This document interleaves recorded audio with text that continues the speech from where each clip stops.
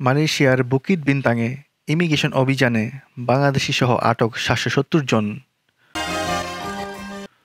মালয়েশিয়ার রাজধানী কুয়ালালামপুরে অভিবাসন বিরোধী বড়সড় অভিযান চালানো হয়েছে। গত মঙ্গলবার ২ সেপ্টেম্বর রাতে দেশটির রাজধানীর পর্যটন কেন্দ্রিক এলাকা বুকিত বিন্তাংয়ে চালানো এই অভিযানে ৭৭০ জন অনিবন্ধিত অভিবাসীকে আটক করেছে দেশটির অভিবাসন বিভাগ।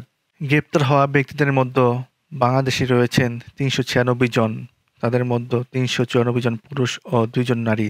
এছাড়া মিয়ানমারের ২৩৫ জন পুরুষ, নেপালের ৭২ জন, ভারতের ৫৮ জন, ইন্দোনেশিয়ার ১৭ জন পুরুষ ও ২ জন নারী এবং আরও ৯ জন বিভিন্ন দেশের নাগরিক। অভিযানের সময় দক্ষিণ ও দক্ষিণ-পূর্ব এশীয় বিভিন্ন দেশের শত শত অভিবাসী টেবিলের নিচে লুকিয়ে, দোকানের ভেতর আশ্রয় নিয়ে কিংবা ছাদে উঠে পালানোর চেষ্টা করলেও শেষ পর্যন্ত ধরা পড়েন। অপস বেলাঞ্জা নামে পরিচিত এ অভিযানের সময় মাত্র ২ ঘণ্টায় রাতের বিনোদন কেন্দ্র হিসেবে পরিচিত বুকিত বিন্তাংকে পরিণত করে লকডাউন জোনে। এ সময় পর্যটকে ভরা সড়কগুলো চারদিক থেকে ঘিরে ফেলেন কর্মকর্তারা। ৩ ব্লকের প্রতিটি প্রবেশ ও প্রস্থান পথ অবরুদ্ধ করে তারা নথি পরীক্ষা চালান এবং লুকিয়ে থাকা অভিবাসীদের বের করে আনেন। মঙ্গলবার সন্ধ্যা ৬:৩০ শুরু হওয়া এ অভিযানে পুত্রাজায়া থেকে আসা অভিবাসন বিভাগের ১০৬ জন কর্মকর্তা অংশ নেন। অভিযানটি নেতৃত্ব দেন অভিবাসন বিভাগের পরিচালক বাসরি ওসমান।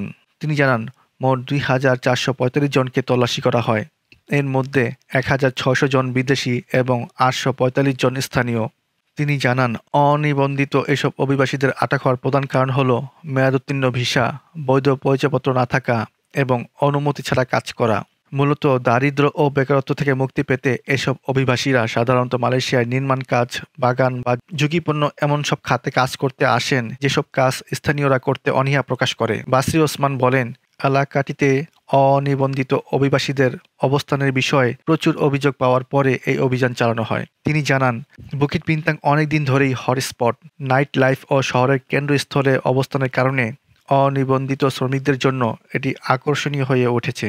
আমরা ৩ সপ্তাহ ধরে পর্যবেক্ষণ চালানোর পর অভিযান পরিচালনা করি। এছাড়া এই এলাকায় কিছু দোকানপাটও বিদেশিদের মাধ্যমে পরিচালিত হয়ে থাকে, যার কারণে অন্য অভিবাসীরা সেখানে একত্রিত হয়ে থাকেন। এই বিষয়ে বাসরি জানান, আটককৃত ব্যক্তিদের প্রথমে প্রাথমিক যাচাইয়ের জন্য পুত্রাজায়ার অভিবাসন দপ্তরে নেওয়া হবে, এরপর তাদের আটক কেন্দ্রে পাঠানো হবে। তিনি বলেন, এই ধরনের অভিযান অব্যাহত থাকবে। আমরা ব্যবসা প্রতিষ্ঠানে নজরদারি বাড়াবো যাতে মালিকরা কেবল অনুমোদিত কোটার মধ্যে বিদেশি কর্মী নিয়োগ দেয়।